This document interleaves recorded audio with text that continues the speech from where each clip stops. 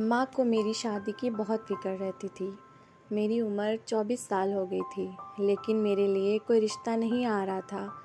माँ ने रिश्ता कराने वाली औरत को भी कहा हुआ था।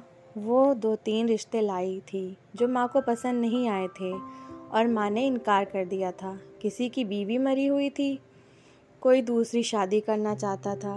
बेशक मैं बहुत ज़्यादा खूबसूरत नहीं थी, लेकिन कबूल सूरत ज़रूर थी। अब मैं ऐसी भी गई गुजरी नहीं थी कि माँ मुझे किसी शादीशुदा इंसान से शादी कराने पर राज़ी हो जाती। मेरी भी यही ख्वाहिश थी कि मेरे लिए जिसका भी रिश्ता आए वो कुंवारा और अमीर हो, मेरी उम्र का हो या मुझसे 1-2 साल बड़ा हो।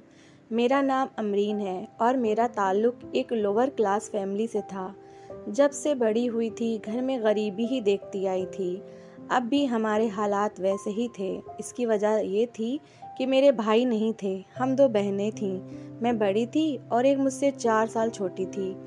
मेरे बाबा और माँ दोनों अच्छे इंसान थे। उन्होंने कभी भी ऊपर वाले से शिकायत नहीं की कि हम इतनी गरीबी में क्यों हैं। जैसे ज़िंदगी चल रही थी वैसे पर खुश थे। हम बहनें भी अपने माँ बाप पर ही गए थे। हमें खाने को जो मिल जाता, पहनने के लिए जो कपड़े मिल जाते, उसमें शुक्र अदा करते थे। मेरी उम्र उस वक्त 12 साल की थी जब माँ ने अपनी कमाई से हम बहनों के लिए दहेज जोड़ना शुरू कर दिया था। वो थोड़ी थोड़ी चीज़ें खरीद कर रख देती थी। जो चीज़ पहले 1,000 की थी और वही चीज़ 10,000 ऊपर मिल रही थी।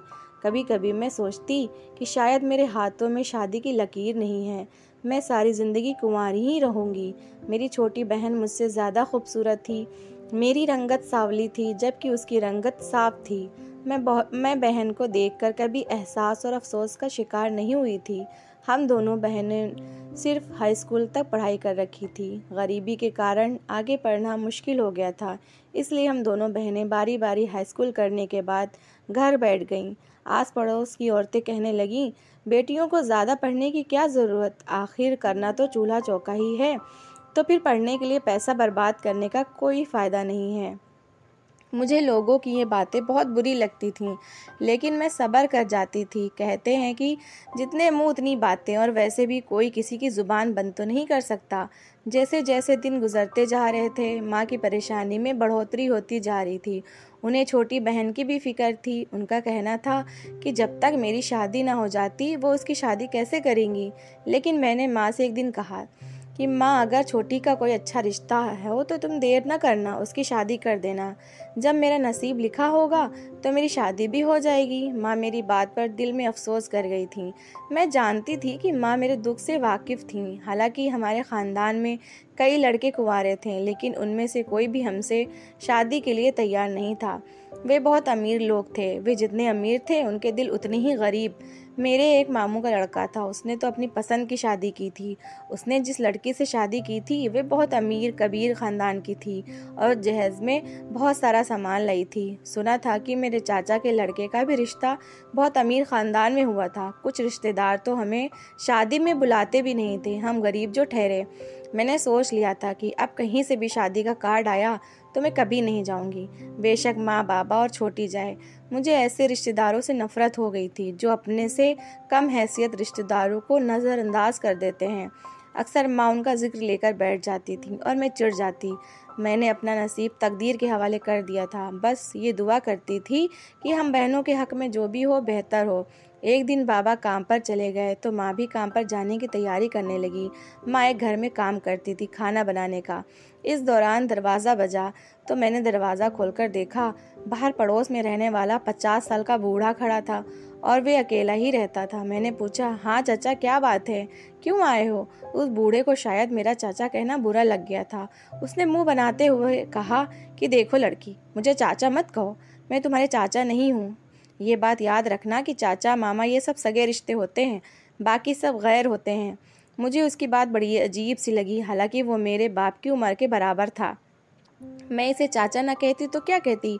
मैंने पूछा कि अच्छा ठीक है, तुम बताओ क्यों आए हो?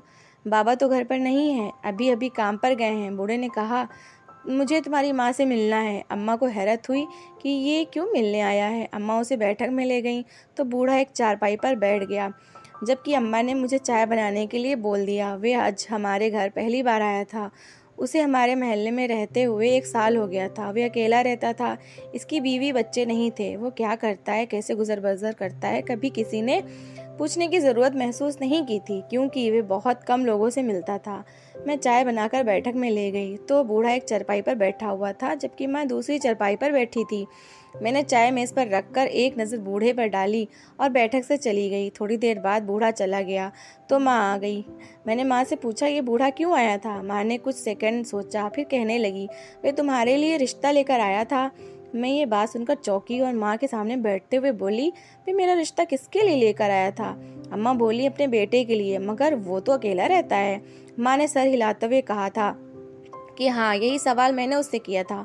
उसने कहा कि उसका बेटा अमेरिका में रहता है, वहाँ पढ़ने गया था। पढ़ने के बाद उसने वहीं नौकरी कर ली और बहुत बड़े ओहदे पर है, खूब पैसे कमा रहा है।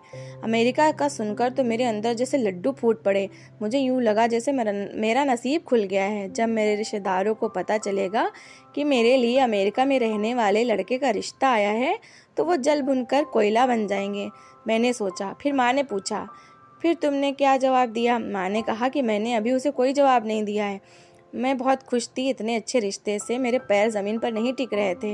मेरी बहन कहती थी कि बाजी, शादी के बाद अमेरिका जाकर हमें भूल ना जाना, वरना मैं सारी ज़िंदगी तुमसे बोलूँगी नहीं। मैं छोटी की बात पर हंस देती और कहती कि पगली, तुम सबको भूलूंगी? ऊपर वाले ने चाहा तो मैं तुम्हारी शादी भी अमेरिका में लड़के से करवा दूंगी। तुम भी सारी ज़िंदगी ऐश करना। मुझे अब इंतज़ार था कि किस तरह मेरा रिश्ता बूढ़े के अमेरिका वाले बेटे से हो जाए और मैं अपने घर की हो जाऊं। फिर एक दिन बूढ़ा आया। बाबा थे उस वक्त घर पर। बाबा ने उससे कहा कि हम ऐसे शादी नहीं कर सकते, मुझे अपने बेटे की तस्वीर दिखाओ। पर वो हड़बड़ा गया, कहने लगा, मेरे पास मेरे बेटे की तस्वीर नहीं है। जो तस्वीर पहले थी वो गुम हो गई है। तुम रिश्ता पक्का कर दो। जब मेरा बेटा अमेरिका से आएगा तो तुम लोग उसे मिल लेना। मेरे माँ बाप बहुत सीधे थे, उन्होंने हाँ कर दी थी। बूढ़े ने कह तो दिया था कि उसका बेटा अमेरिका से वापस आएगा तो वे उसे बाबा से मिलवा देगा। माँ ने तो बूढ़े से ये भी कहा था कि आज का दौर तो बहुत आगे निकल चुका है। व्हाट्सएप पे ने पूरी दुनिया के इंसानों को एक दूसरे से करीब कर दिया है। तुम व्हाट्सएप पर भी उसकी तस्वीर मंगवा सकते हो। बूढ़े के पास मोबाइल फ़ोन नहीं था, वे फ़ोन इस्तेमाल नहीं करता था, इसलिए उसने कहा कि मैं घर पे उसकी तस्वीर देखूंगा। फिर वो चला गया। 2 दिन के बाद फिर आया एक तस्वीर लेकर। वो बोला, मुझे इस तस्वीर के बारे में याद नहीं था। बाबा ने तस्वीर देखी। लड़का अच्छा था, शक्ल सूरत का उस बूढ़े से काफ़ी मिलता था। उसका बेटा। बाबा ने सोचने के लिए कुछ दिनों तक वक्त मांगा। वे जल्दबाजी में कोई गलत कदम नहीं उठाना चाहते थे। माँ ने उस बूढ़े के बेटे की तस्वीर अपने पास रख ली थी और मुझे भी दिखा दी थी। मुझे तो पहले ही नज़र में लड़का पसंद आ गया था और मैं उसके बेटे के साथ अमेरिका जाने के ख्वाब देखने लगी थी।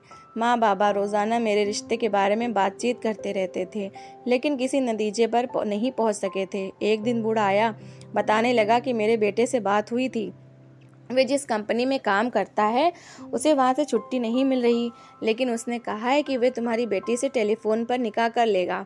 बाबा उसकी बात पर किसी तरह राज़ी न हुए। बाबा की ये शर्त थी कि लड़के को अमेरिका से यहाँ आना चाहिए, तभी वे मेरी शादी उसके बेटे से करने के लिए राज़ी होंगे। उस बूढ़े ने परेशान होकर जाते जाते कहा कि अच्छा ठीक है, मैं उससे बात करता हूँ।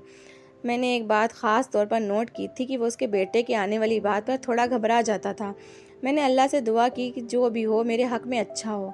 माँ इस रिश्ते पर दिलो जान से राज़ी थी। वे किसी भी तरह ये रिश्ता गंवाना नहीं चाहती थीं, क्योंकि उनकी नज़र में लड़का अमीर और अमेरिका में नौकरी करता था। शादी के बाद वे मुझे भी अपने साथ अमेरिका ले जाता।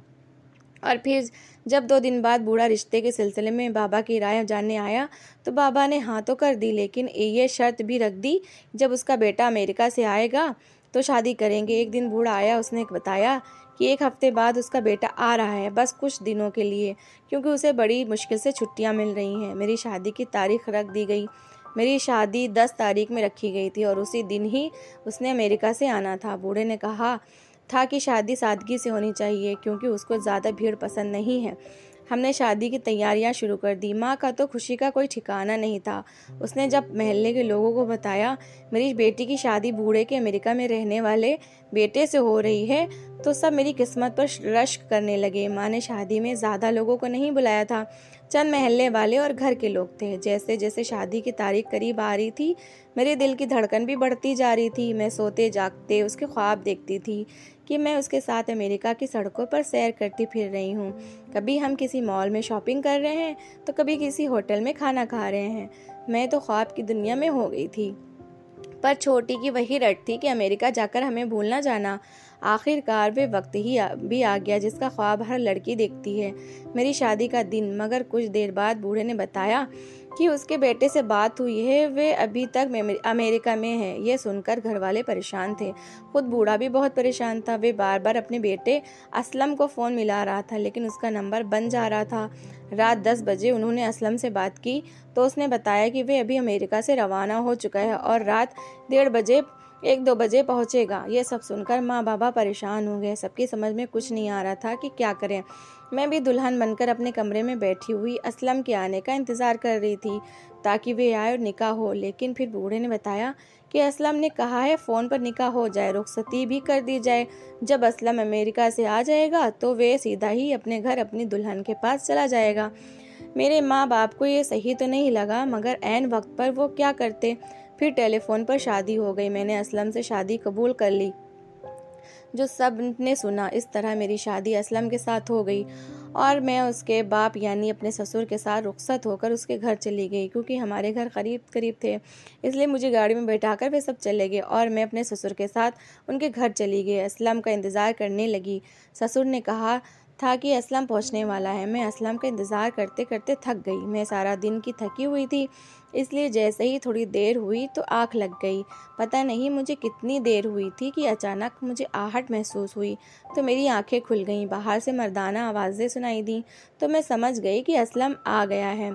मैंने जल्दी से घूंघट ओढ़ लिया और असलम के देखने के लिए दुबेताब हो गई। मेरा दिल ज़ोर ज़ोर से धड़क रहा था, ऐसे जैसे पसलियाँ तोड़कर बाहर निकल आएगा। इतने में कोई अंदर आया। आने वाला यकीनन असलम ही था। वे मेरे पास आकर बैठ गया और मैं सोचती रही कि वो मेरा घूंघट उठाएगा। कुछ लम्हे गुजरने के बाद उसने मेरा घूंघट उठा दिया, लेकिन मैं शर्म के मारे आंखें ना उठा सकी। तुम बहुत प्यारी लग रही हो अमरीन, एक आवाज़ मेरे कानों में पड़ी तो मैंने चौंकते हुए आंखें उठाईं। अपने सामने बैठे शख्स को देखकर मेरी जान ही निकल गई, क्योंकि मेरे पास तो मेरा पति असलम नहीं बल्कि मेरा ससुर ही बैठा हुआ था और उसी ने ही मेरा घूंघट उठाया था। मुझे उसे देखकर गुस्सा आ गया और मैंने उसका हाथ झटक दिया। ये क्या बदतमीजी है चाचा, मैं तुम्हारे बेटे की अमानत हूँ। मेरे लहजे में दुनिया जहान की नफरत थी। मेरा ससुर हैरान होकर कहने लगा, अरे भला मैं तुमसे क्यों बदतमीजी करूँगा, और तुम मुझे अब चाचा ना कहा करो, मैं तुम्हारा चाचा नहीं। और ये तुम किस बेटे की बात कर रही हो, मेरा कोई बेटा नहीं है। जब मेरी शादी ही नहीं हुई तो मेरा बेटा कहाँ से पैदा हो गया। मेरे ससुर की बात सुनकर मुझे अपना दिल डूबता हुआ महसूस हुआ। मैंने हलक को तर करते हुए पूछा, चाचा मैं तुम्हारे उस बेटे असलम की बात कर रही हूँ जिससे मेरी शादी हुई है और वे अमेरिका से आ रहा है। मेरी बात पर उस बूढ़े के चेहरे पर मुस्कुराहट रेंग गई और वे मक्कारी से कहने लगा, देखो अमरीन, मैं तुम्हें पहले ही बता चुका हूँ कि मेरा कोई बेटा नहीं। तुम्हारा जिस असलम से निकाह हुआ है वे मैं ही हूँ। मैं तुम्हारा पति हूँ और तुम मेरी बीवी हो। ये सुनना था कि मुझे यूँ लगा जैसे किसी ने मेरे सर पर बम फोड़ दिया हो। मैं हैरान भरी निगाहों से उसे देखती रही, जो मेरे बाप की उम्र का था, और उसने धोखे से मुझसे शादी कर ली। उसने बताया कि मेरा पूरा नाम असलम खान है। मैं शादी करना चाहता था। मुझे जितने भी रिश्ते दिखाए गए वैसे बेवा या तलाकशुदा औरतों के रिश्ते थे, जबकि मैं कुंवारी लड़की से शादी करना चाहता था। मैं रिश्ते के ही तलाश में था कि मेरी नज़र तुम्हारे माँ बाप पर पड़ी। तुम्हारे माँ बाप बेहद मासूम और सादे हैं, इसलिए मुझे यकीन हो गया था कि अगर मैं ज़रा सी कोशिश कर लूँ तो तुम्हारे माँ बाप मेरे इस झांसे में आ सकते हैं। मैंने इरादा बनाया और तुम्हारे माँ बाप को बताया कि मेरा असलम नाम का बेटा अमेरिका में रहता है। तुम्हारी माँ लालच में आ गई थी, उसका दामाद अमीर कबीर होगा, इसलिए वे रिश्ते पर राज़ी हो गई और हमारी शादी हो गई। इतना कहने के बाद उस बूढ़े के मक्कार चेहरे पर बहुत मक्कारी फैल गई और मैं बगैर पलके झपकाए उसे देखती रही। उसकी बातें सुनती रही। उसने असलम की जो आवाज़ सुनाई थी वे उसकी अपनी ही थी। उसने आवाज़ बदलकर पहले रिकॉर्डिंग की थी और वो तस्वीर जो बूढ़े ने दिखाई थी वे अपने बेटे की, वो उसी की थी, जवानी की थी। मैं सोचने लगी, इस जैसे धोखेबाज इंसान मौजूद हैं जो दूसरों की गरीबी और सादगी का फ़ायदा उठा लेते हैं। मुझे अपने माँ बाप की सादगी पर बहुत अफसोस हुआ था कि उन्होंने छानबीन भी नहीं की थी, सिर्फ उस आदमी की बातों पर यकीन कर लिया था। उस रात मैं बहुत रोई थी। मेरे सारे ख्वाब चकनाचूर हो गए थे। अगले दिन मैं सुबह उठी और सीधे अपने घर चली गई। मैंने अम्मा बाबा को सब कुछ बताया। मैं उससे तलाक लेना चाहती थी, लेकिन माँ ने ये कहकर उसके साथ रहने पर मजबूर कर दिया था कि शायद तकदीर में यही लिखा था, इसलिए अब तुम उसके साथ गुजारा करो। मैंने सर झुकाकर माँ की बात मान ली। मैं वापस उस बूढ़े के घर चली गई जो कि अब मेरा शौहर था। उसको भी महसूस हो गया था कि अगर मोहल्ले के लोगों को पता चलेगा कि उसने फ्रॉड करके मुझसे शादी की है तो वे उसे छोड़ेंगे नहीं। इसलिए उसने अगले ही दिन वे घर छोड़ दिया और मुझे लेकर दूसरे शहर शिफ्ट हो गया। मेरी शादी को 3 साल हो गए। मेरा एक बेटा भी है और मैं अपने उस बूढ़े पति के साथ रह रही हूँ। मेरी माँ, बाबा और छोटी कभी कभी मुझसे मिलने आते हैं। मेरे माँ बाप जब भी आते हैं उनके सर झुके हुए होते हैं। सबके चेहरों पर शर्मिंदगी होती है। मुझे अपने माँ बाप से कोई गिला नहीं था, क्योंकि इन सब में उनकी कोई गलती नहीं थी। बस गलती थी तो इतनी कि उन्होंने छानबीन नहीं की थी रिश्ता करने से पहले। तो ये थी मेरी कहानी। कैसी लगी आपको? मैं एक बात ज़रूर करना चाहती हूँ आप लोगों से कि बेटी के रिश्ता करने से पहले लड़के के बारे में छानबीन ज़रूर कर लें। ऐसा हरगिज़ ना करें जो मेरे माँ बाप ने किया। अगर आपकी बेटी का रिश्ता नहीं हो रहा तो सब्र करें। ऐसे ही किसी के हाथ में अपनी बेटी का हाथ ना थमाएं। अल्लाह हाफिज़।